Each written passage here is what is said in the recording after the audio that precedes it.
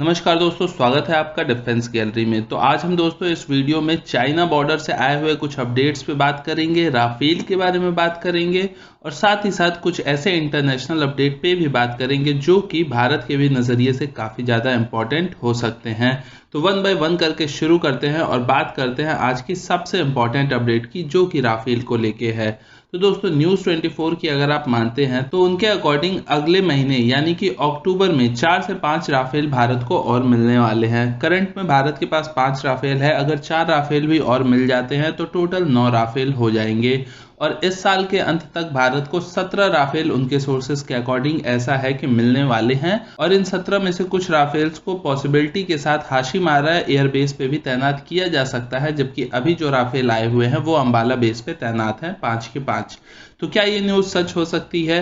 तो काफ़ी ज़्यादा डाउटफुल है दोस्तों कि इस साल तक 17 राफेल फ्रांस डिलीवर कर पाए, क्योंकि अभी तक फ्रांस ने 5 ही डिलीवर किए हैं। और अभी अगर फ्रांस टोटल 17 डिलीवर करता है तो उस हिसाब से उसे 12 और डिलीवर करने होंगे। 5 राफेल जो आए थे वो 29 जुलाई के दिन भारत में लैंड हुआ था और उसके बाद से अगर आप देखते हैं तो दिसंबर तक का टाइम जो होगा वो 5 महीने का ही होगा। और 5 महीने में 12 राफेल डिलीवर कर पाना वो मेरे हिसाब से काफ़ी ज़्यादा मुश्किल है और इतना आसान नहीं है कि जितना आपको डिलीवर करना है आप उससे जस्ट अपनी डबल की क्वांटिटी में उसको डिलीवर कर दो। ऐसा मैं क्यों कह रहा हूं, क्योंकि पहले ही ये न्यूज़ आ चुकी है कि जब फाइटर जेट्स डिलीवर होना शुरू होंगे तो उसके बाद फिर हर 1 से 1.5 महीने पे एक राफेल भारत को मिलेगा। ये पहले के अकॉर्डिंग डेडलाइन थी।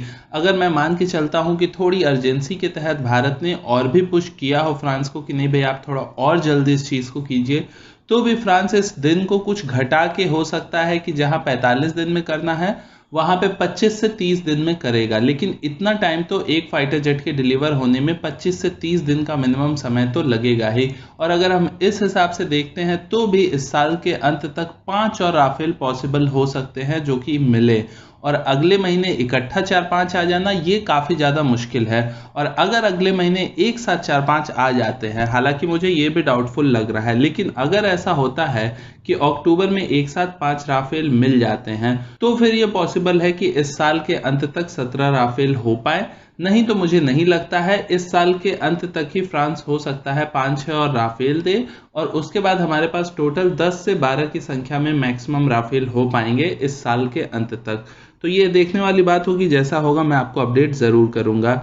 बढ़ते हैं अगली न्यूज़। तो अगली न्यूज़ ये है दोस्तों, जैसा मैंने आपको बताया था कि 5 भारतीयों को अरुणाचल प्रदेश बॉर्डर से चाइनीज़ आर्मी ने पकड़ लिया था और उन्होंने पहले तो एक्सेप्ट भी नहीं किया था, फिर 30 अगस्त वाली घटना के बाद उन्होंने एक्सेप्ट किया और उन्होंने कहा कि ठीक है हम वापस करेंगे उन लोगों को। तो उन 5 लोगों को फिलहाल के दिन वापस कर दिया गया है भारत को और इस इल्जाम के साथ वापस किया गया है भारत को कि ये 5 लोग भारतीय जासूस थे जो कि जानबूझकर उन्होंने LAC पार किया था, वो LAC जो कि अरुणाचल प्रदेश से लगती है।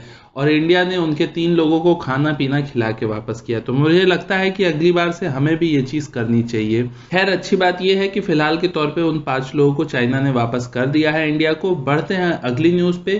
तो अगली न्यूज़ ये है दोस्तों, कुछ अनकन्फर्म्ड सोर्सेज के अकॉर्डिंग मगर हिल और गुरुंग हिल के बीचों बीच में कुछ ऐसी घटना हुई है जो कि अप्रिय घटना हम कह सकते हैं। अब ये अप्रिय घटना क्या किसी झड़प की घटना है या ये झड़प से कुछ ज़्यादा है, ये कह पाना अभी मुश्किल है। पर ये न्यूज़ भी अकॉर्डिंग टू मीडिया सोर्सेज भी आई है और उन्होंने भी इस न्यूज़ को अनकन्फर्म्ड बताया है।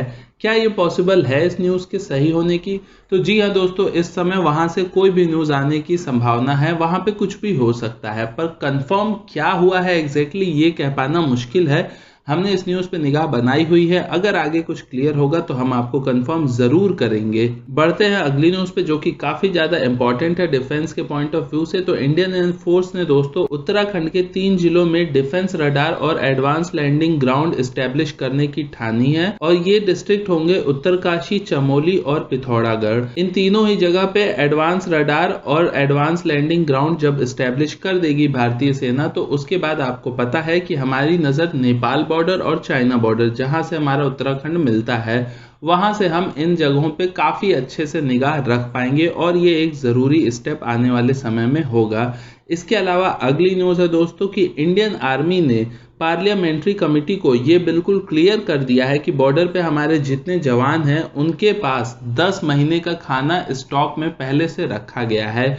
मुझे लगता है इस चीज़ का एक्सप्लेनेशन इंडियन आर्मी को देना इसलिए पड़ा क्योंकि कुछ दिनों पहले चाइनीज़ मीडिया में ये रिपोर्ट आई थी कि ठंड आने वाली है और ऐसे समय में शॉर्टेज ऑफ फूड और कोरोना वायरस की वजह से एलएसी पे हमारे जो तैनात हैं उन्हें काफ़ी ज़्यादा नुकसान होगा और वो पीछे हट जाएंगे, ऐसा चाइनीज़ मीडिया ने रिपोर्ट किया था। तो मुझे नहीं लगता कि वो लोग कौन सा भांग खा के इस तरह की रिपोर्टिंग करते हैं, जिनको ये नहीं पता कि हमारी जो सेना है वो 12 महीने सियाचिन ग्लेशियर पे तैनात होती है और उसी सेना में से बहुत सारी टुकड़ियां ऐसी हैं जो कि लद्दाख में उस जगह पे गई हैं जिन जगहों को अभी हमारी सेना ने कैप्चर किया है, चाहे वो फिंगर 4 का एरिया हो या फिर इधर आपका हेलमेट टॉप या फिर गुरुंग हिल के साइड का एरिया हो।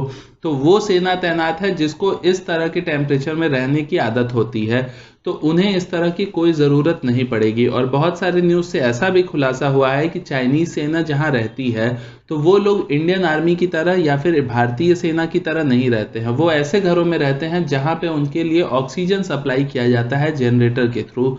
तो जो सेना ऑक्सीजन पे वहां पे जी रही है, आर्टिफिशियल ऑक्सीजन पे रहती है, वो सेना भारतीय सेना से कैसे लड़ सकती है जिसको इस तरह के किसी आर्टिफिशियल ऑक्सीजन की ज़रूरत नहीं होती है और उनकी बॉडी को इस तरीके की ट्रेनिंग दी जाती है जो कि वो वहाँ पे सरवाइव कर सके हाई एल्टीट्यूड रीजन में कम ऑक्सीजन के तहत। और साथ ही साथ उन्होंने क्योंकि खाने वाली बात की थी तो शायद इसलिए ये क्लैरिफिकेशन आया होगा भारत की ओर से कि हमारी जो आर्मी वहाँ पे तैनात है उनके पास पर्याप्त मात्रा में खाना अवेलेबल है, वो भी आने वाले अगले 10 महीनों के लिए। तो ये भी चाइना के लिए एक सरदर्दी होगी कि ठंड खत्म होकर फिर से गर्मी आ जाएगी तब तक तो तब तक चाइनीज कैसे रहेंगे उन्हें अपना सोचना चाहिए। खैर बढ़ता हूं अगली न्यूज पे। तो अगली न्यूज ये है दोस्तों कि अमेरिका ने मालदीव के साथ एक डिफेंस कोऑपरेशन डील साइन की है।